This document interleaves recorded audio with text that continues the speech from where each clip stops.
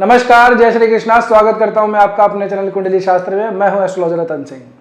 तुला राशि हो चाहे तुला लग्न हो, दोनों के लिए ये वीडियो इंपॉर्टेंट रहने वाला है, क्योंकि ये सिर्फ एक दिन का नहीं है, 7 दिन का नहीं है, एक महीने का नहीं है, ये पूरे 5 महीने, जी हाँ, मार्च से लेकर के जुलाई तक कैसा रहेगा तुला राशि वालों के लिए आने वाला समय। और स्पेशली इसके अंदर जो चीजें अभी वर्तमान में बनी हुई है ग्रहों की युतियां, अगर आप ठीक से देखेंगे तो केतु और राहु, इन दोनों का जो एक्सेस है इसी के बीच में ही सारे ग्रह हैं। अगर आप आगे देखेंगे तो कोई भी ग्रह यहाँ पे नहीं है। कहने का मतलब यह है कि केतु राहु के बीच में ग्रहों का जो है लॉक हो चुके हैं इस तरह से। ये कालसर्प नहीं है, ये कालसर्प बिल्कुल भी नहीं है। तो भ्रांतिवश कुछ लोग इसको कालसर्प समझ लेते हैं, तो इसका ध्यान रखना है आप लोगों को। कालसर्प बनता है या नहीं बनता है, इसमें भी विवाद है। और फिर उसके बाद में भी अगर बनता भी है तो इस तरह से नहीं बनता है, ठीक है ना। तो आने वाला समय कैसा कुछ रहेगा इसके बारे में हम चर्चा करेंगे। एक और बात, आप लग्न से देख रहे हो चाहे राशि से देख रहे हो, दोनों से ही इसको फैला सकते हैं। अब व्यक्ति की जो है खुद की जो जन्म पत्रिका है वो बहुत महत्वपूर्ण हो जाती है कि उसकी जन्म पत्रिका के अंदर, यानी कि आपकी जन्म पत्रिका के अंदर, कुंडली के अंदर ग्रहों की पोजीशन कहाँ है, किस ग्रह की दशा है, किस ग्रह की महादशा है, शुक्र है, शनि है, बुध है, ऐसे ग्रह जो है जो कि यहाँ पे कारक ग्रह बनते हैं, उनकी पोजीशन आपके लिए कैसी है ये बहुत ज़्यादा मायने रखता है। फिर किस ग्रह की दशा महादशा चल रही है, ग्रहों का नवमांश में कहाँ पे गया हुआ है, उसके बाद ही हम ये गोचर लगा पाते हैं। लेकिन फिर भी सामान्य रूप से इसका फलित जो है होता ही है, कुछ ना कुछ प्रभाव सबके ऊपर इसका पड़ता ही है। अगर आपको ये समझ में नहीं आता है कि हम किस तरह से काम करें, मतलब क्या लग्न लगाना है, कौन सी दशा है, महादशा है, ये सब सामान्य आदमी की समझ में नहीं आती। तो अगर कोई ज्योतिषीय प्रश्न है, कोई अगर समस्या अगर आपकी चल रही है और उसका अगर समाधान जानना चाहते हैं तो आप नीचे दिए गए जो कॉन्टैक्ट इन्फॉर्मेशन है वहाँ पे संपर्क कर सकते हैं। हमारी फीस भी बहुत जेन्युइन है, बहुत ज़्यादा फीस हमारी है नहीं। बहरहाल अब आगे बढ़ते हैं। तो देखिए अभी वर्तमान के अंदर अगर आप देखेंगे तो राहु और केतु ये दोनों आपके पंचम और एकादश के अंदर विराजित हैं।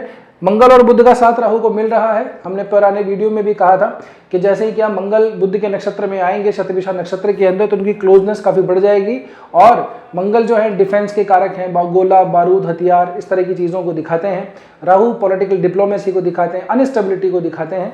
तो जैसे ही यहाँ पे आएंगे वैश्विक स्तर के ऊपर बहुत सारा घमासान मचेगा, युद्ध जैसी स्थितियाँ बनेंगी। और आप देख भी रहे हैं मार्च की शुरुआत के अंदर ही जो है ईरान और बाकी जो अरब देश हैं उनके अंदर किस तरह की स्थितियाँ चल रही हैं। ये 3 मार्च को ही मंगल यहाँ पे आए थे और उससे पहले ही इसका जो भी है अगर आप प्रभाव देखेंगे तो आपको पता लग ही जाएगा। देश काल की परिस्थिति के हिसाब से 1-2 दिन में अंतर भी आ जाता है, ठीक है ना। तो अभी मंगल बुध और राहु इन तीनों ग्रहों की युतियां आपके पंचम भाव के अंदर हैं। 15 मार्च को सूर्य जो है ये मीन राशि में प्रवेश कर जाएंगे। तो उसके बाद में शनि, सूर्य और शुक्र, इन तीनों ग्रहों की युति आपके छठे भाव में बनेगी। अभी वर्तमान में क्या कुछ मार्च के महीने में क्या बदलाव होगा, कुछ ग्रहों में क्या परिवर्तन होगा, इस पर भी थोड़ा सा एक बार नजर मार लीजिए। गुरु जो है 11 मार्च को मार्गी हो जाएंगे। आप लोगों के लिए गुरु जो है नवम भाव के अंदर है, मिथुन राशि के अंदर। 2 जून को गुरु जो है वो कर्क राशि में प्रवेश करेंगे उच्च अवस्था के अंदर। काफी बढ़िया टाइम ये आप लोगों के लिए रहेगा। शनि अभी वर्तमान में ही देखेंगे आप तो 13 मार्च को ही शनि अस्त हो चुके होंगे, 40 दिनों के लिए अस्त रहेंगे। 22 अप्रैल को शनि मार्गी हो जाएंगे। इसके बाद 17 मई को शनि रेवती नक्षत्र के अंदर प्रवेश करेंगे। मंगल अगर आप देखेंगे तो 182 दिन के बाद, यानी कि लगभग 6 महीने के बाद में 2 मई को जागृत अवस्था में यानी उदय अवस्था के अंदर आएंगे। अभी ये अस्त चल रहे हैं। मंगल का बहुत ज़्यादा इन्फ्लुएंस है, क्योंकि अभी जो नया संवत्सर आएगा, नए संवत्सर के अनुसार कैसा कुछ वर्षफल रहेगा आपका पूरा, इसके ऊपर भी हम चर्चा करेंगे। यदि आप चाहते हैं कि पूरे नए संवत्सर 2083 जो विक्रमी संवत्सर आएगा, उस संवत्सर के अनुसार भारतीय जो नववर्ष है, जो सनातन धर्म के अनुसार जो नया साल लगता है, वो पूरा नया साल यानी कि 2027 6 मार्च तक कैसा समय रहेगा, अगर आप जानना चाहते हैं तो आप कमेंट करके जरूर बताइएगा, तो उसके ऊपर भी एक वीडियो बना देंगे, ठीक है ना। अब आगे देखें तो सबसे पहले आपके करियर की ही हम बात कर लेते हैं। तो देखिए चंद्रमा आपके भाव का इसका मालिक बनता है। चंद्रमा 27-28 दिन के अंदर पूरा चक्र पूरा करता है, सब ये जानते ही हैं। 15 दिन चंद्रमा बाहर रहेगा, 15 दिन अंदर रहेगा। तो जब अंदर रहेगा तो ये ज़्यादा जो है पूरी तरह से लॉक सिस्टम हो जाएगा, बाकी 15 दिन के अंदर चंद्रमा बाहर रहेगा। दशमेश आप लोगों के चंद्रमा बनते हैं। अभी देखेंगे यार आप तो अर्थ त्रिकोण को अगर हम देखें तो द्वितीय भाव, उसके साथ के अंदर ही अगर आप छठा भाव और उसके साथ में दशम भाव, ये अर्थ त्रिकोण कहलाते हैं। तो मंगल की पोजीशन राहु के साथ में है। अभी आपको वर्किंग प्लेस पे थोड़ा सा दिक्कत आ रही होगी। दिक्कत का इन द सेंस के आपके जो कुलीग्स वगैरह हैं उससे थोड़ी सी बन नहीं रही होगी, गुस्सा बहुत ज़्यादा आता होगा, इरिटेटिंग सा थोड़ा सा माहौल बना रहता होगा, आपको लगता होगा कि यार ये मेरे खिलाफ थोड़ी सी लोकल पॉलिटिक्स खेल रहे हैं, है ना, पाँव खींचने की कोशिश करते हैं, काम को अप्रिसिएशन नहीं मिलता। इस तरह की स्थितियाँ आमतौर पे व्यक्ति के साथ में देखी जाती हैं। अगर मैं आपको एक ब्रीफली बताऊं तो ये जो आने वाले 5 महीने हैं, इसकी शुरुआती जो 2 महीने हैं ये थोड़े से टफ आप लोगों के लिए रहेंगे हर क्षेत्र के अंदर, उसके बाद में स्थितियाँ आप लोगों के हित में होंगी। तो वर्किंग प्लेस की स्थिति अगर हम देखें तो कोई शुभ ग्रह की दृष्टि यहाँ पे अभी पड़ नहीं रही है। तो और वैसे भी अगर आप कर्तरी के हिसाब से देखें तो ना कोई शुभ कर्तरी में ना पाप कर्तरी में, एक तरफ केतु है एक तरफ गुरु है, बीच के अंदर ये थोड़ा सा सेफ साइड के अंदर चल रहे हैं। मंगल की भी दृष्टि जो है ऐसी स्पष्ट रूप से यहाँ पे पड़ती नहीं है। तो कहने का अर्थ ये है कि अभी वर्तमान के अंदर जैसी चल रही है व्यवस्था वैसी चलने दीजिए, काम के अंदर थोड़ी सी टेंशन मिल रही होगी वो अभी बनी रहेगी। जैसे ही सूर्य का यहाँ पे प्रवेश होगा, शुक्र अभी आपके जो राशि है उच्च के चल रहे हैं, मीन राशि के अंदर शुक्र हैं, ये अच्छी बात है, लेकिन इसके लिए भाव जो है वो ठीक नहीं है। तुला राशि तुला लग्न वालों के लिए छठे भाव के अंदर शुक्र है, छठे भाव का शुक्र अगर उच्च हो जाता है तो व्यक्ति के अंदर थोड़ी ग्रीड बढ़ा देता है, लालसा बढ़ा देता है, और भी कई तरह की चीजें हैं। संभोग की प्रवृत्ति या संभोग का जो स्तर होता है मानसिक रूप से वो भी बहुत ज्यादा व्यक्ति का रहता है। हाँ, सारा दिन जो है इस तरह की चीजों में व्यक्ति थोड़ा सा खोया हुआ रहता है। तो इंद्रियों पे थोड़ा सा नियंत्रण अभी आप लोगों को रखना चाहिए। शनि, सूर्य और शुक्र ये 3 ग्रह आपके छठे भाव में बैठे हैं, तो वर्क एनवायरनमेंट को काफी डिस्टर्बेंस दिखा रहे हैं।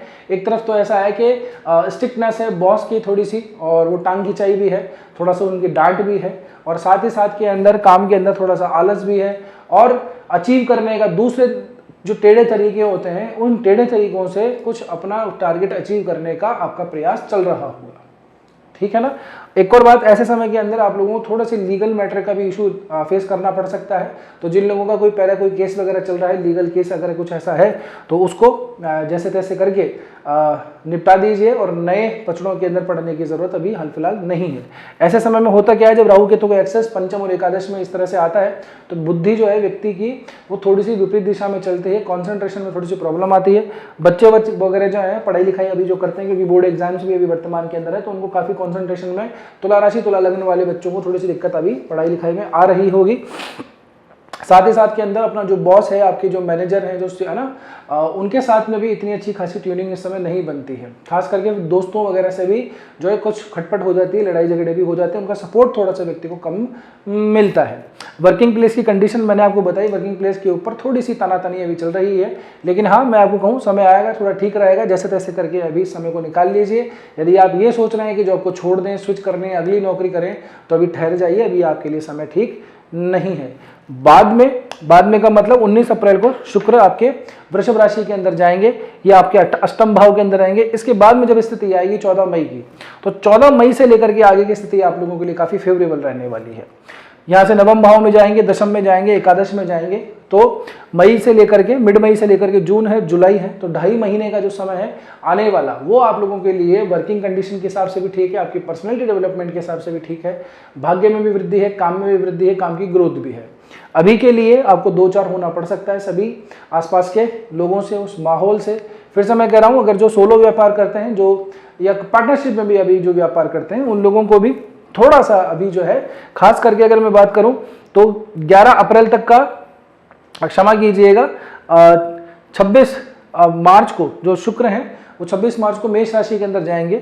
सूर्य भी यहाँ पे आ जाएंगे, मंगल भी आएंगे, सभी ग्रह आएंगे, एक एक करके सभी ग्रह आगे धीरे धीरे करके बढ़ेंगे। अभी वर्तमान में जो सूर्य हैं वो 15 मार्च को मैं बता रहा हूँ आपको, मीन राशि के अंदर जाएंगे। फिर 14 अप्रैल को जो सूर्य है वो मेष राशि के अंदर जाएंगे। 14 अप्रैल से और 15 मई तक लगभग यहीं रहेंगे।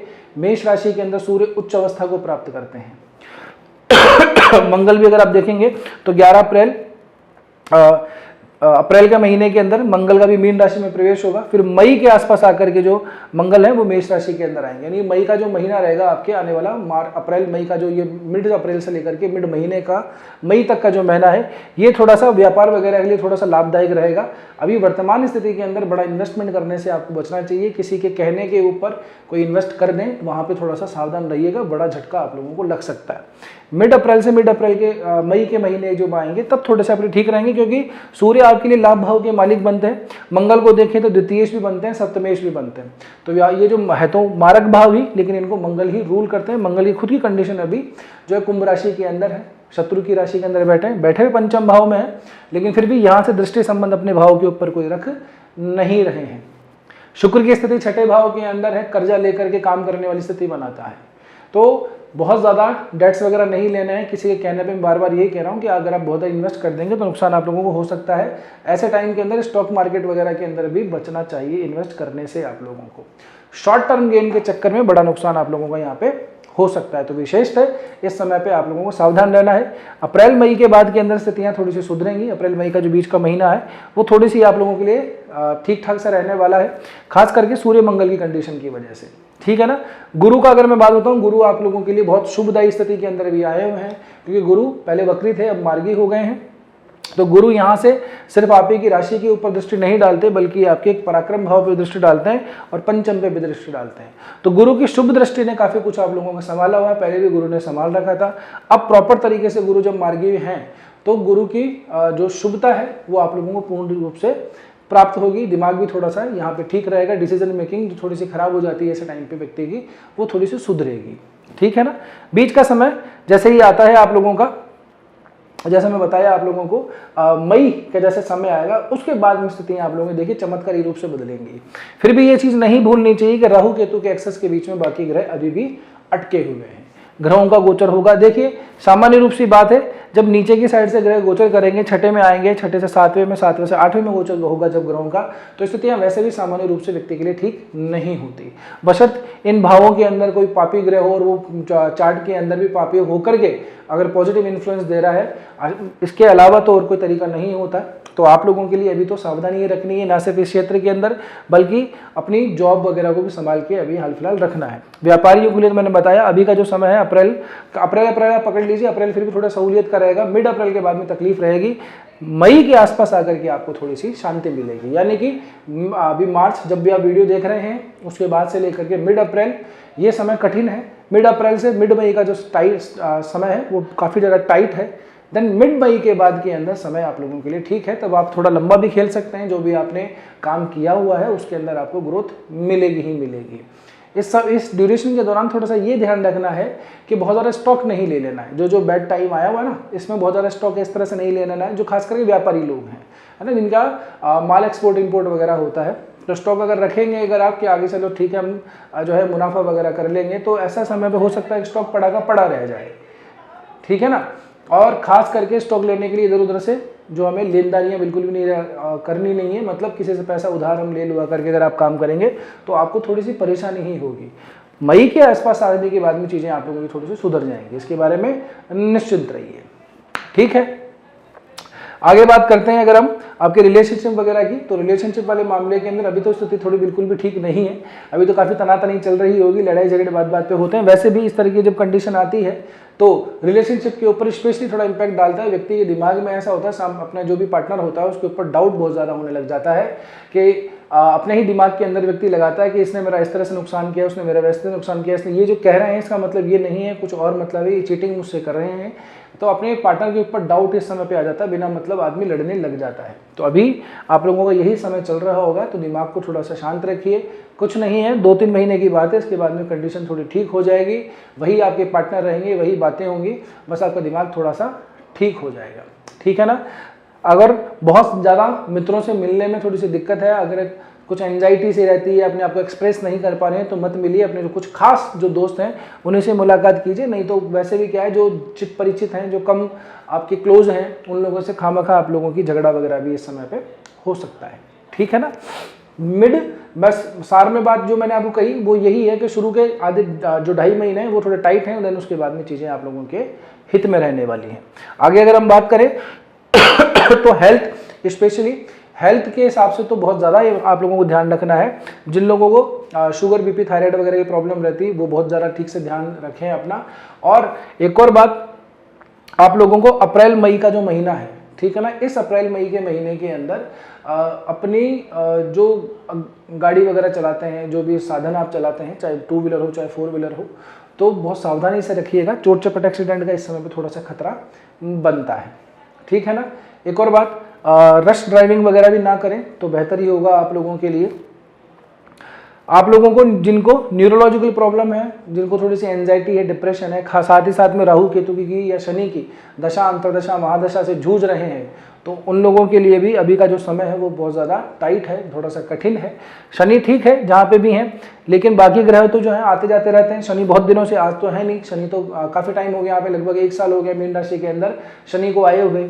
तो बाकी ग्रहों के गोचर से आपके ऊपर इम्पैक्ट ज़्यादा पड़ रहा है, तो थोड़ा सा सेहत वगैरह का थोड़ा सा ध्यान रखिए, थोड़ा सा खान पान का भी थोड़ा सा ध्यान रखिए, समस्याएं थोड़ी सी हो सकती हैं समय के दौरान, ठीक है ना। 17 मई को जो शनि है जब रेवती नक्षत्र में आएंगे मई के आसपास, तब ये नक्षत्र से रेवती नक्षत्र 27वां नक्षत्र है, अंतिम नक्षत्र है। इस नक्षत्र का मालिक बुध बनता है, पूर्णता का एक ये सिंबल देता है, हालांकि आता ये गंडमूल के अंदर ही है, तो शनि एक तरीके से गंडमूल में भी आएंगे और साथ ही साथ में अंतिम नक्षत्र को भी पड़ाव को जो है पूरा करेंगे। छठे भाव के अंदर शनि वैसे ठीक रहे माने जाते हैं मई के दौरान। वैसे ही मैं यही कह रहा हूँ कि आपकी जो कंप्लीटनेस है वो थोड़ी सी आपकी आगे बढ़ेगी, जो इच्छाएं हैं आप लोगों की वो आपकी पूरी होंगी, ठीक है ना। लेकिन अभी शुरुआत का 2.5 महीना जो है वो थोड़ा सा तकलीफ दे है। बाकी वीक टू वीक क्या क्या चेंजेस होते हैं इसके बारे में हम चर्चा करते ही हैं, तो आपको इस बारे में कोई ज़्यादा चिंता करने की जरूरत है ही नहीं, है ना। वीक टू वीक आपको अपडेट मिल ही जाती है। अब बात करते हैं धन की, प्रॉपर्टी, एसेट्स वगैरह की। तो प्रॉपर्टी धन वगैरह के लिए अभी अगर आप चाहें तो इन्वेस्ट के मामले के अंदर यहाँ पे जो है किसी नई चीज़ को खरीदने वगैरह के अंदर अगर इच्छा है आप लोगों की, तो बस उसको पसंद करके थोड़ी टोकन मनी देके छोड़ सकते हैं। कंप्लीट अमाउंट अभी मत दीजिएगा, थोड़ा रुकिए, उसके अंदर थोड़ा समय ठीक आने दीजिए, उसके बाद में स्थितियाँ ठीक होगी। अगर आप 26 मार्च के बाद में अगर ये वीडियो देख रहे हैं तो 26 मार्च से लेकर के और 19 अप्रैल के बीच का जो समय है, इस ड्यूरेशन के दौरान अगर आप चाहें तो बाकी जो अमाउंट है उसको आप दे सकते हैं, काम अपना करवा सकते हैं, यानी कि कोई गाड़ी, मकान, दुकान, ज़मीन कुछ भी का अगर खरीदना है तो उस टाइम पे आप दे सकते हैं। वैसे अभी मार्च के महीने के अंदर 19 मार्च नया संवत्सर लगेगा, चैत्र नवरात्रे होंगे, तो ये भी एक अबूझ समय होता है। 26 मार्च का समय रामनवमी का रहेगा, ये भी बहुत अबूझ समय होता है, तो 26 मार्च को भी आप फुल अमाउंट आके दे सकते हैं। धन वृद्धि के संबंध में कोई ज़्यादा कोई खास परिवर्तन हमको दिखाई देता नहीं है, जैसी हमारी वेल्थ है वैसी ठीक ठाक है, लेकिन थोड़ी सी उसमें कमी आने की जरूर अंदेशा दिखाई देता है। हो सकता है जोश में आके, है ना, किसी बात को ईगो पे लेकर के अगर आप कोई बड़ा खर्चा कर दें तो इसमें कोई अतिशयोक्ति नहीं है, तो थोड़ा सा दिमाग को, चित्त को शांत रखिएगा। इस तरह से अग्रेशन में आकर के कुछ बड़ा स्टेप लेकर के अपनी सेविंग्स को लगा मत देना कहीं पे, ठीक है ना। अब देखिए महाराज, आगे की स्थितियां ऐसी हैं कि 14 मई के बाद में शुक्र आपके नवम भाव में है, उसके बाद में शुक्र की स्थिति ऐसी है कि 8 जून को आपके दशम भाव में, देन उसके बाद में 4 जुलाई के आसपास लाभ भाव में जाएंगे। अभी होगा क्या कि 11 जुलाई की एक डेट आएगी, क्योंकि केतु और राहु जो है ये रेट्रो चलते हैं, रिवर्स चलते हैं, तो 5 से 4 के अंदर यानी सिंह राशि से कर्क राशि के अंदर केतु वापस आ रहे होंगे और शुक्र मार्गी गति से आगे जा रहे हैं। तो एक पॉइंट ऐसा आएगा जब दोनों को जो है एक ही डिग्री के ऊपर अलाइन हो जाएंगे। इसको हम कहते हैं ग्रहों की जो युति है, संधि युति जो होती है, वो यहाँ पे अंशात्मक युति हो जाएगी। ये होगी 14 डिग्री कुछ मिनट के आसपास 11 जुलाई को। तो जैसे ही पूरी होगी शुक्र आगे खिसक जाएंगे और ये जो एक्सेस बना हुआ है ये एक तरीके से ब्रेक हो जाएगा टेक्निकली।